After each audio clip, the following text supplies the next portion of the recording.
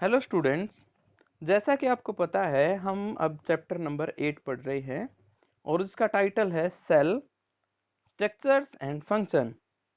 हम किसी भी जीव की सबसे बेसिक स्ट्रक्चर की बात कर रहे हैं यहाँ पे, जिसे सेल कहा जाता है। उसका स्ट्रक्चर क्या होगा, डिफरेंट पार्ट्स क्या होते हैं, सेल कितने टाइप की होती है, अलग अलग तरह की बातें होगी यहाँ इस चैप्टर में। और क्या क्या फंक्शन उससे किए जा सकते हैं या क्या होते हैं, उन सभी चीज़ों की यहाँ पर बात होगी। और इसी सीरीज को आगे बढ़ाते हुए आगे हम कुछ और वर्ड्स यहाँ पर पढ़ते हैं। तो यहाँ पर 18 पॉइंट है, वाइट ब्लड सेल, श्वेत रक्त कणिकाएं। हमारे शरीर में बीमारियों से लड़ने के लिए और लिक्विड प्रोवाइड कराने के लिए बहुत सारी सेल्स होती हैं, जिनमें रेड ब्लड सेल भी होती हैं। ये ऑक्सीजन सप्लाई करती हैं पूरे शरीर में। ऐसे ही जो श्वेत रक्त कणिकाएं हैं यानी व्हाइट ब्लड सेल, वो शरीर में ध्यान रखती है कि कोई बीमारी ना आए। वो ध्यान रखती है उन कीटाणुओं का जो शरीर में फैलते हैं। ये श्वेत रक्त कणिकाएं होती हैं। फुल फ्लैग्ड का मतलब होता है पूरी तरह से विकसित। जैसे अगर हम छोटे नए अंडे को तोड़ दें तो उसमें बच्चा नहीं होता, लेकिन अंडे को अगर हम कई दिनों बाद अगर तोड़ते हैं तो हम देखते हैं उसमें बच्चा बन गया था। और पूरी तरह से जब बच्चा बन जाता है तो अंडा अपने आप टूट जाता है। वो फुल फ्लैग्ड जो है एग कहलाता है। Nerve of human beings, nerve का मतलब होता है तंत्रिका। हमारे शरीर में ऐसे एक चेन सिस्टम बना हुआ है, या हम कह सकते हैं जैसे इलेक्ट्रिक पोल होते हैं जिसमें वायर्स जो है निकले हुए हैं बहुत सारे, और उन वायर में से इलेक्ट्रिसिटी जो है बहुत तेजी के साथ फ्लो करती है। ऐसे ही नर्व सिस्टम होता है ह्यूमन बींग्स में भी, एनिमल्स में भी। वो क्या करते हैं, अगर उन्हें कोई भी जैसे सिग्नल मिल जाता है, कोई फॉर एग्जांपल आग पर हाथ रखा गया हमारा, या इलेक्ट्रिक प्रेस जो है उसके ऊपर हाथ रखा गया, करंट लग गया, या फिर कोई भी ऐसी चीज जो हमें चुभ जाती है, ऐसी चीजें जो एकदम से हमारे शरीर को एक्टिव कर देती हैं। वो एकदम से एक्टिव क्यों होती हैं, उनमें हेल्प करती है यही नर्व सिस्टम्स। जैसे ही हम हाथ लगाते हैं ऐसी चीजों को, ये सिग्नल पहुंचाती है माइंड तक, और माइंड फिर पूरे शरीर में उन सिग्नल को भेज देता है और कहता है कि हाथ वापस हटा लें अपना। तो इसमें इलेक्ट्रिसिटी जैसा ही कुछ होता है, सिग्नल बहुत तेजी के साथ भेजे जाते हैं, लिए जाते हैं। 21वां पॉइंट हमारे पास है इलोंगेटेड। इलोंगेटेड का मतलब होता है, अगर एक सर्कल लिया जाए और सर्कल को हम दो तरफ से खींच लें तो वो सर्कल की बजाय फैल जाता है, यानी इलिप्स हो जाता है, अंडे जैसा दिखाई देने लगता है। अगर हम दो डायमेंशन की बात करें तो स्पिंडल शेप का मतलब होता है धुरी के आकार की, तर्क रूप कह सकते हो इसको। धुरी जैसे पेन शेप हो गया, या फिर साइकिल का जो पहिया होता है, पहिए के बीच में ठीक एक स्पिंडल लगा होता है या धुरी लगी होती है। ब्रांच्ड का मतलब होता है शाखान्वित। शाखान्वित का मतलब होता है एक ही चीज से अगर कई तरह के जो है पार्ट्स बन जाएं। जैसे अब मैंने अभी बात की थी इलेक्ट्रिक पोल की, उसमें डिफरेंट वायर्स जो होते हैं वो अलग अलग दिशाओं में जाते हैं, लेकिन उनका जो सिस्टम होता है यानी एक ओपनिंग होती है वो एक जगह से होती है, वो शाखान्वित कहलाते हैं। कंट्रोल का मतलब होता है नियंत्रण।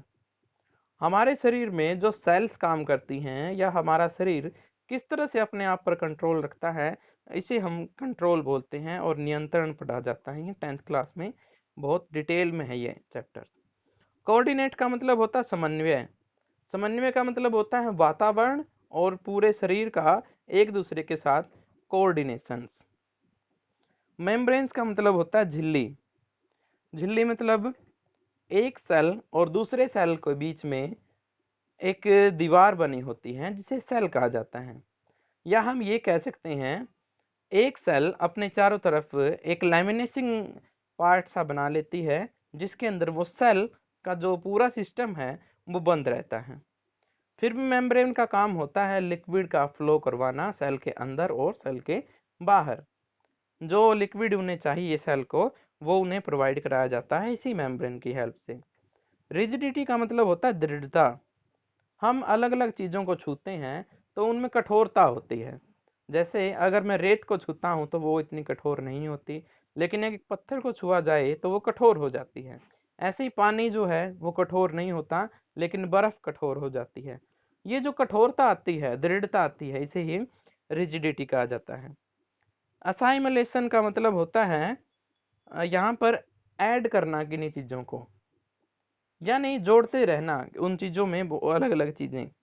सेल मेम्ब्रेन का मतलब होता है कोशिका झिल्ली। अब यहाँ पर स्पेसिफाई कर दिया इन्होंने, ये मेम्ब्रेन स्पेशल सेल के साथ है। साइटोप्लाज्म का मतलब होता है कोशिका द्रव्य। कोशिकाओं में एक तरह का लिक्विड पाया जाता है जिसमें सभी मौजूदा तत्व जरूरी मौजूद होते हैं जो सेल्स को नीड है जिन चीजों की। पोरस का मतलब होता है सरंध्र, या फिर जिसमें छोटे छोटे होल्स बने हों। जैसे अगर हम बात करें स्पंज की, स्पंज आपने जरूर देखा होगा, उसमें छोटे छोटे जो है पोर से होते हैं, छेद से होते हैं, वो पोरस कहलाता है। सेल वॉल का मतलब होता है कोशिका भित्ति, यानी कोशिका के चारों तरफ एक कठोर परत सी होती है। ज्यादातर किसमें? प्लांट्स में एक कठोर लेयर होती है जो एक सेल को चारों तरफ से घेरे रखती है, इसे सेल वॉल कहा जाता है। ऑर्गेनेली का मतलब होता है कोशिकांग। कोशिका के अलग अलग पार्ट्स अलग अलग स्ट्रक्चर कहलाते हैं जिन्हें ऑर्गेनेली कहा जाता है। कोशिकांग यानी कोशिका के भी छोटे छोटे पार्ट्स जिनसे मिलकर कोशिका बनी हुई है, लेकिन वो इंडिविजुअल नहीं होते, वो डिपेंडेंट होते हैं एक दूसरे के ऊपर। न्यूक्लियर मेम्ब्रेन ये होता है सेल्स के ठीक बीच में एक न्यूक्लियस प्रेजेंट होता है जो एनर्जी प्रोवाइड कराता है पूरे सेल को, इसे हम कहते हैं।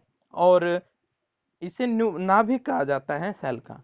इस नाभिक के चारों तरफ भी एक झिल्ली बनी होती है, मेम्ब्रेन होती है, जिसे हम न्यूक्लियर मेम्ब्रेन कहते हैं, केंद्रक झिल्ली। जीन्स या क्रोमोसोम्स दोनों का मतलब एक ही है यहाँ पे।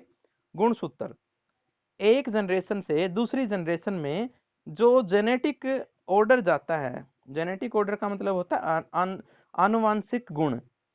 जैसे एक पिता की हाइट और उसके बेटे की हाइट या बेटे की हाइट एक जैसी पाई जाती है बहुत बार, तो ये इफेक्ट होते हैं, ये कैरेक्टरिस्टिक होती हैं जो एक जनरेशन से दूसरी जनरेशन में जाती हैं। इन्हें जीन्स या क्रोमोसोम कहा जाता है। इनहेरिटेंस का मतलब होता है आनुवांशिक गुण। जो गुणों की बात अभी ऊपर हुई थी उन्हीं को अलग अलग पार्ट्स में बना करके डिटेल में एक लिस्ट बना ली जाती है, इन्हें इनहेरिटेंस कहा जाता है। यानी वो गुण जो हुआ है, मतलब ट्रांसपोर्ट हुआ है। जैसे हमने हाइट की बात की तो यहाँ पर स्पेसिफिक हो गया कि हाइट है। ऐसे ही शरीर की बात होती है, कई बार मजबूत शरीर है पिता का तो बेटे का भी मजबूत शरीर है, वगैरह वगैरह, ये स्पेसिफिक कर दिया इनहेरिटेंस। प्रोटोप्लाज्म का मतलब होता है जीव द्रव्य।